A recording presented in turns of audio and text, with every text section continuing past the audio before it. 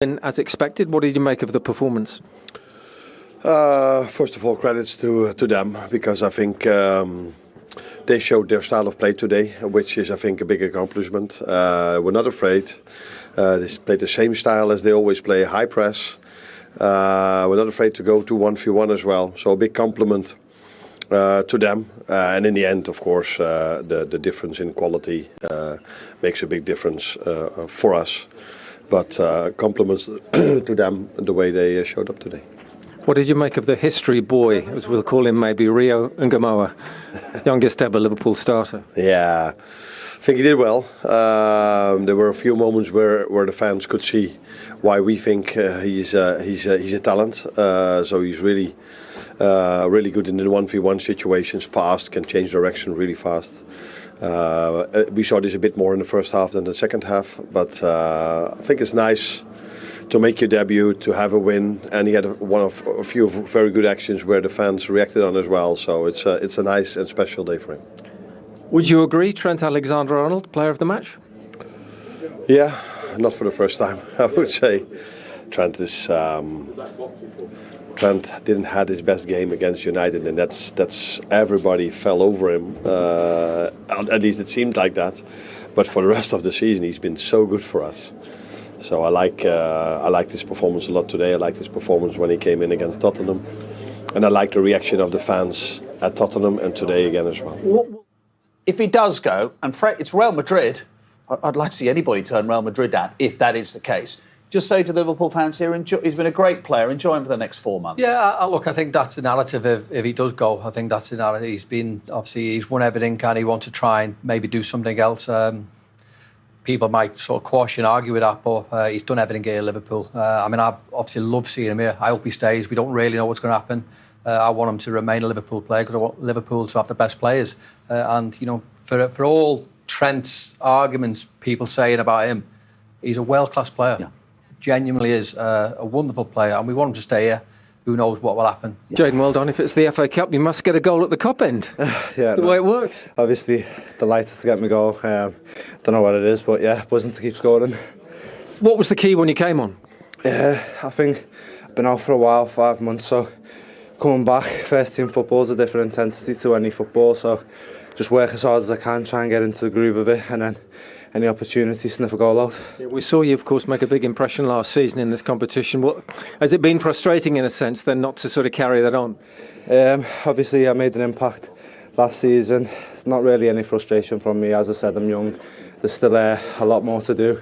Hopefully, a lot more I can do. So yeah, looking forward to it. You talk about young. Today, Rio Ngamoa, record youngest Liverpool starter. How good is he? Not just that, seeing his feet, as soon as he come on, he's lightning. Yeah, so proud of him. I'm sure his family's proud too. And overall for the team, you know, obviously, I think probably quite a few of the Accrington lads, the Liverpool connection. How was the challenge? What did they offer? Yeah, they offered a lot. I mean, like I said, it's tough. First team football is a completely different level and big lads. So when I'm coming on, it's tough to keep the ball on, but it's a good challenge. I think I did well. And hopefully more to come. Well, in all competitions, of course, Liverpool still, you have to almost have said to the manager today, I have a role to play, I can help. Obviously, the manager's put faith in me today, and I'm grateful for it, to be honest. I scored, and like I said, I'm really grateful for the opportunity he's given me. Hopefully, I can do even more. It gives me more opportunity, so yeah. Thank you, well done. Thank you very much. If you're wondering why is he puffing a bit, even though he came off the bench and scored, he still had to do quite a serious... Well, I said warm down, you said fitness session after the full-time whistle. It definitely wasn't a warm down what he was doing after the pitch. We must have dragged him straight off to do the interview. So they were sprinting from halfway to the Cop-End goal. But what a great interview and what a fantastic young man there. So he deserved his goal, and great to see him back after 5 months out. And like I said, really top interview as well. Everything that you'd want to see in his goal, Robbie. He wins the ball back, he carries on running forward, with real intensity, and then finishes really crisply. That's what we like about him as a young kid. His attitude is brilliant. I think he's got a little bit of everything in his armoury there. He wins the ball, and he passes the ball. But you know what I love about him, and I think Nunes can learn something off this. The fact is that he wants to get back into the box, whereas sometimes Nunes will get it and he'll pay the ball and then sort of hang back. But obviously Jayden Downs, he wins the ball and he's got an incredible appetite and a desire to get in the box. after he's passed the ball, because he knows something might happen. The ball might come back to you, and surely it does. And he finishes it one touch into the cop end to get his third Liverpool goal. Look how many Liverpool players in the box. I know they were 2-0 up, but look how many, there were 5 of them in the area searching for the third. Well, that's the standard here. You see them all out there. They're all out there for different reasons, whether it's fitness, whether it's like Jayden there, it's an opportunity. They're all hungry. They know this is Liverpool Football Club, and you get an opportunity, take it, no matter who you're playing against. Well, no matter who you are, like Federico Chiesa, who's had a bit of a difficult start to his Liverpool season. People think back to the Euro finals, the one at Wembley 2021 when Italy won it. He was one of Italy's stars in that team. I mean, a lot of injury problems since. Yeah, I was at that final. He's a top player and had a few chances before his goal, but he's picking up a great position there, and it's difficult for Woods because he doesn't know whether to go out to him. You just think he's backed off, I'm going to take the strike. And like you mentioned, I think the celebration from the players and particularly from him, it has been difficult for him with his injuries. And even you're thinking maybe today would he start, but I think he's been ill the last few days. So for him to come on, get his goal, kind of calmness around him, great finish, and you want to see him now kick on for Liverpool because he'll be a key player at the back end of the season. What an option that is for Arne Slot. Brilliant from a Liverpool point of view, and I think that's what you want. You want your squad, you want your players, you want your team to sort of come in when needed. And they've done that today. OK, it's Accrington Stanley. Let's not make a big song and dance over that, but they've come in, they've done a job, and the players have done well for Arne today. Absolutely. Let's hear from the Liverpool manager then. Here is Arne Slot with Gabriel Clark. For us, the league this week, the Chiesa fine has got a run and has got a goal. Jayden Dance has come off the bench and scored. Ungamo has shown huge potential. Harvey Elliott's got, good hours worth under his belt as well. So big positives for Arne Slot. Well, he mentioned at the start of the show himself, didn't he? I think a lot of these players haven't played the minutes that they want to. So it's a case of getting them into the manager's thoughts. Now, he didn't really... I mean, they weren't unbelievable in terms of how they outshunning the game, but they've done enough. They've done what they needed to. And the manager has got... Not problems, but you've got thoughts about their next performances now. Absolutely. 4-0 then, Liverpool through. The draw is after the Arsenal-Manchester United match tomorrow. Keep an eye on that. Welcome back to Matchday Live. My thanks to Mel's and to Steve for their efforts before the break. We're back down pitch side now in front of the Kop. Ronnie Wheel and Jason McAteer are with me once again. And just to echo what the boys were speaking about before we went to the ads, positives to take from today, some good moments within there and a kind of pretty straightforward afternoon overall, Ron. Yes, me and Jason sometimes we're sitting there and we're thinking, quicken it up. It's football the way it's played now. It's nice and simple, and we kept the ball, and we felt we could have created a bit more, especially first half. But they've got the job done. They've done it. They're in the draw for the next round. I think that's basically what they want. People have had more game time. So all that has been good. There's been no major injuries, it doesn't look like. So everything that's come out of it has been good. Yeah, and sometimes in these situations we can watch on and we start to get a bit greedy, don't we? Always be better at this. It should be more exciting. We should be scoring more. But these ties can easily become far more difficult. You can have tricky afternoons where you're struggling to get through. You end up in extra time or having to chase the game. None of that happened today. Liverpool never in doubt. They're through to the next round. They can sit back and enjoy their Saturday and watch other teams go through the mill. Yeah, I was disappointed with the first 30 minutes of the game, to be honest. I felt they come out a bit slow, Liverpool. I think Accrington give them a little bit of impetus to maybe think, oh, well, we're getting a bit more time on the ball. They were playing balls in behind. They got in a couple of times. A bit more quality. They may have opened the scoring. But Ronnie's right. I mean, the scoreline, clean sheet, no injuries. That's how it'll be played out. But for me, I always think when you're the team like Liverpool playing against Accrington, Liverpool, it's on them not only to be professional, but to go about your business where you don't give them an opportunity. You start the game quick, you get into it, you move it, you get yourself in front, you get the second, you get the third, and then everyone relaxes and you can enjoy the day. It wasn't really like that. I was a little bit, not upset, but I was a little bit disappointed with the first 30 minutes. I think we've been spoiled by the start of the season. The amount of great football we've played the last 3 games, Man United, Tottenham, and today, it hasn't been as good as but we were reaching heights in some of the games we were playing before the last 3 games.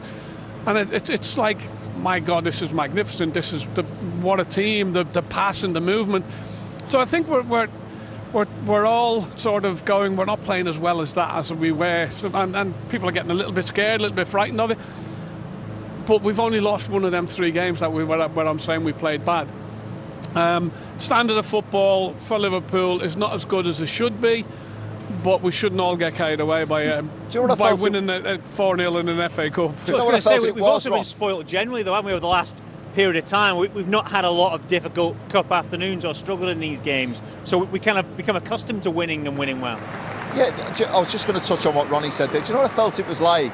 There was quite a few players who were very safe today, like Quansah, Bradley when he came on, Endo.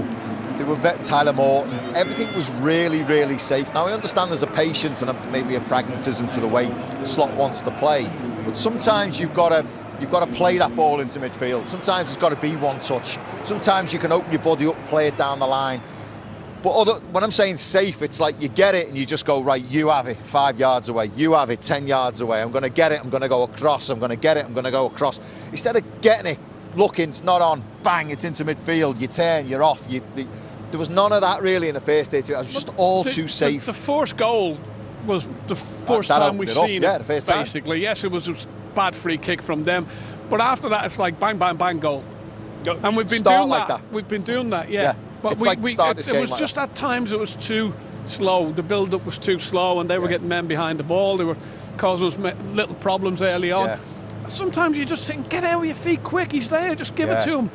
But they come back out and go back in again. But you preempted my next question, because I was about to say that was the best instant in the game, wasn't it? When we did do just that first goal, the counter-attack, everything at pace, one-touch passes, and we showed within that move how much better we are when we move the ball like that. And the goal was created by that, especially the first pass by Trent down the side. He plays it first time, he doesn't delay, he doesn't check back, he doesn't slow it down, and that's how we lead to the fact that the Jota's able to put it in. Yeah, I think if you look back, the best we've done on that this season was the Tottenham away game in the league, and how quickly the passing became bang, bang, bang, then you're in. And we score 6 goals out of it. But the first real time, as you're saying, Trent, and then Núñez, even with the cross, gets Jota in, everybody's running forward. And you wanted to see a bit more of that. But we didn't see. We made 9 changes. We made 9 changes. Sometimes there's a little bit of dysfunction about it. You know, players figuring out where they need to be on the pitch. Harvey Elliott was coming in, so Tyler Morton all of a sudden was getting lost. Didn't know where to change.